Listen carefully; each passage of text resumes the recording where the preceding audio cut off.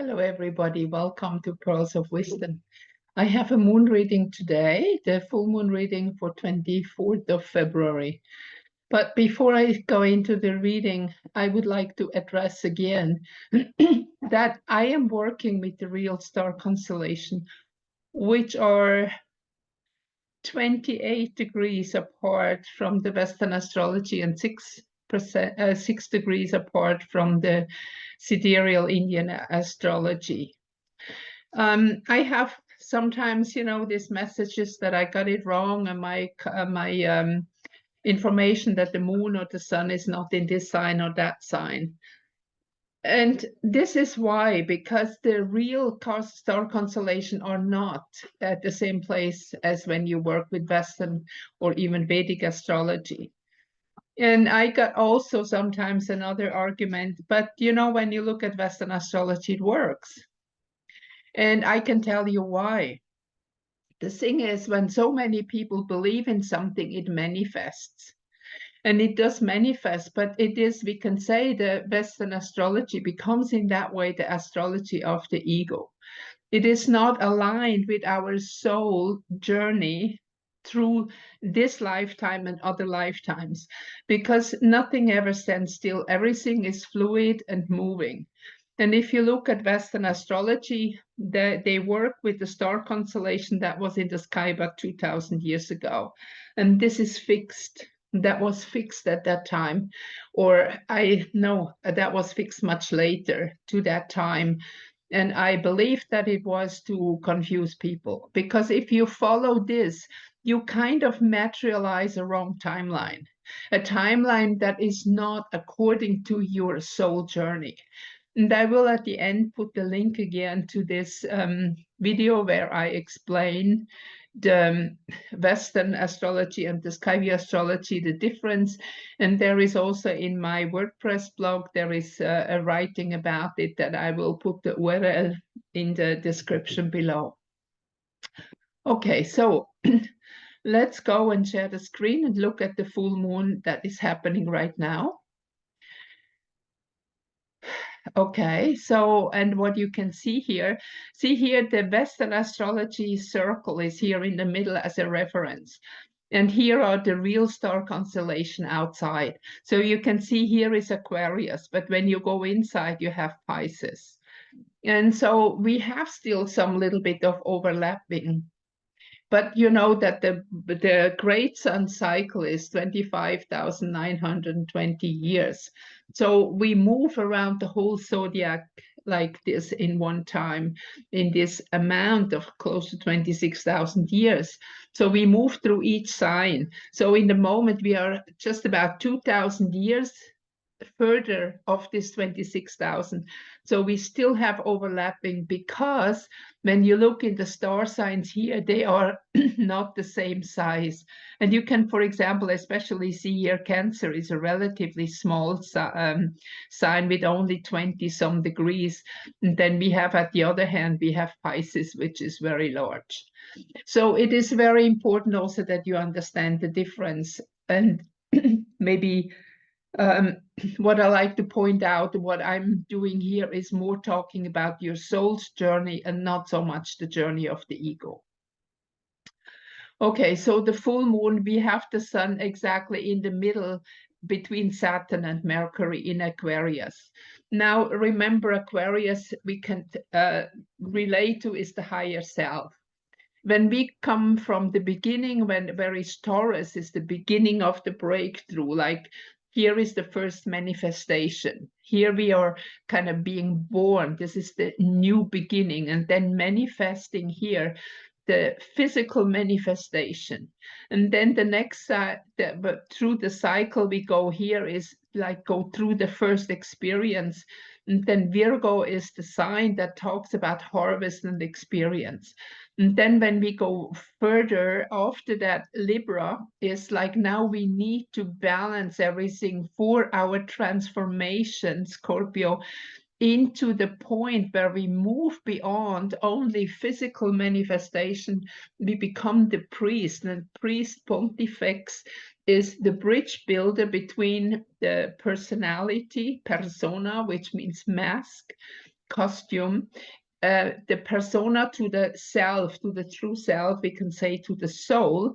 And then here, the next step would be the physical death. And then here in Aquarius, it would be the complete reconnection with the higher self. So the higher self is the place where we move forward into the higher dimension. And let me explain this again a little bit more clear, so you really understand what I'm saying. We have to consider that this lifetime of now is not the full journey that we're on. We are primarily a divine being having a human experience, and we are not a human being. So the human being itself with the physical body, like when I say the word persona means mask or costume, that's what our physical body is. It's the mask, it's the costume that we are inside. So your spirit, a little bit of your true spirit of who you are, is in this physical body. But this is just a very small part. And we are connected to the soul, to our so-called higher self or divine self, whatever you want to call it. And this self is connected within us in our heart center. And I'm not talking about chakra, that's a complete different story. Our heart center, you can imagine, is like a sun.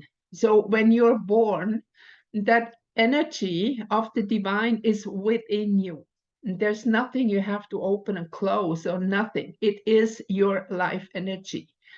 Because as soon as you have, like with the chakra system, which I believe to be a reptilian implant, if you need to open and close something, other beings have the opportunity to steal energy from you. You are vulnerable. When you remove all that and you focus on your true heart center, which is similar like a chakra, is also a wheel of energy, but it is within you and it is connected directly to your spiritual divine source. And you don't need to breathe in anything or out anything, but you can enlarge it and you can put that center, that divine center within you, which I see as a kind of pale golden light, something between gold and silver. You can expand it around your body, and that is the most perfect protection you can have. And nobody can attach to you or steal your energy. This is the best way to protect yourself. And this is very important now when I share the screen again now. And we go on here with the chart. When you look at it now, what we have here is this constellation in Aquarius. One is Saturn. And Saturn is always representing the end of something. So Saturn, and that's why I explained before about the signs and the earth signs. When we come after Virgo, Capricorn is the last earth sign, which represents death. And here we have Saturn representing death at the MC, at the goal of this chart for the moment. That means that we need to remember that we are not the human being, but we are a spiritual being. And now we have Mercury here. And those who follow longer know also that Mercury actually is the representative of the human being and not the sun. The sun represents your consciousness. And here, when you look at the sign of Mercury, the moon on top is like the input. Then we have the circle. This is the consciousness. So there is something coming from outside. We receive information, we process it, and then the cross below is to manifest it. So every spoken word, for example, is a manifestation. This is how the human being as such functions. So when we have these three planets in opposite of the moon in Leo now, and Leo represents the king, or still in the we can say, in another word, it's the ruler of the sun. It represents the consciousness as an ego here, as a personality. And now we have the moon here as the feeling. Now we have to move from the consciousness, from the brain, with the feelings into that higher self, into that connection of self, of the divine, of the God or goddess, having a human experience that you are. So this is the time that we need to reconnect to that divine self, this very, very strong opposition that we have this full moon. And then you see here is a little line, an orange line, that is a karma line that we have to Chiron. And I know that also Western astrology is not working with Chiron because it's a planet to eat, but not the planet. But this is very crucial here in the moment when you look at it, because our transformation is connected. When you look at the mythology, the story of Chiron, Chiron was the guy who had a horse lower body and a human upper body. And he was the teacher and the healer. And in the story, he got wounded in a war. And it was even one of his own disciples who was shooting this poison arrow. So Chiron was immortal, but he had this deadly wound, so he was suffering a lot. And his story is connected to Prometheus, who has stolen the fire from the gods and was chained on the Caucasus mountain. Here we have the symbol of the cross. And during the day, the eagle ate his liver, and during the night, it grew back. Now we have a lot of symbolism in here. And that means that we have here the polarity. Now Prometheus stands for Mercury. Mercury is the human that has stolen the fire spirits from the gods, that they are not ruled by God, but that they take the spirit back to be able to discriminate. And that is the difference between, we can say, a human being and an animal. So he has stolen the fire, the spirit from the God, and is now condemned to suffer until somebody comes and goes into the underworld by free will for him to bring that sacrifice. And that's exactly what Chiron did. He brought the sacrifice, went into the underworld. And then, you know, again, the underworld, since he's an immortal soul, he doesn't die really, but there is the transformation story that we have here. And he is transformed again into the divine self when he let go of the physical body. So this is that story that is very important for us to know now. And this is, you know, when we have this karmic aspects. Now the thing is that for many, many centuries, millennia actually, we have been controlled by an elite that does not want us to know who we really are. And now is the time that everything is breaking loose, and we come to very, very important cluster of the stars, alignment of the stars, that will give help us and signify the energy, the alignment of energies that will help to free humanity. And this is coming up, and we are actually in the process of moving through this very strong waking up of humanity, because the energy is shifting. And it has nothing to do, even, we can say, not even the stars are the influence that is happening, but it is the stars is like showing what is happening. It is not the star itself that is influencing you, but the star that shows what is happening in and within the quality of time. So if you, for example, want to measure the quality of something, the instrument that measures really does not influence so much the quality of time. It is our thoughts. You know that in science, if you can expect an outcome, you can manifest it. And that's exactly the same here. Now we have a very, very strong indication of energy that can catapult you into the freeing of your mind, we say, to the real divine consciousness, to the real divine connection again. And this is also why the plans of those who, the elite who is controlling the world, cannot work out, because there is a new energy, a time, quality of time that gives us a chance to remove ourselves out of their brainwash, of their mind control, and whatever it is. And see, we are still in the preparation of this alignment, and it will happen very soon. And I believe that also the earth itself, with this very strong energy and very powerful alignment that is giving us the indication of a certain time quality, will break loose a lot of what is still hidden. And I think that everybody should get prepared now. Everybody who is awake should now go into that part of bringing here Venus and Mars. This is like energy and love together, to be able to afterwards move into that energy frequency that will catapult us into that higher consciousness, higher dimension, whatever you want to call it.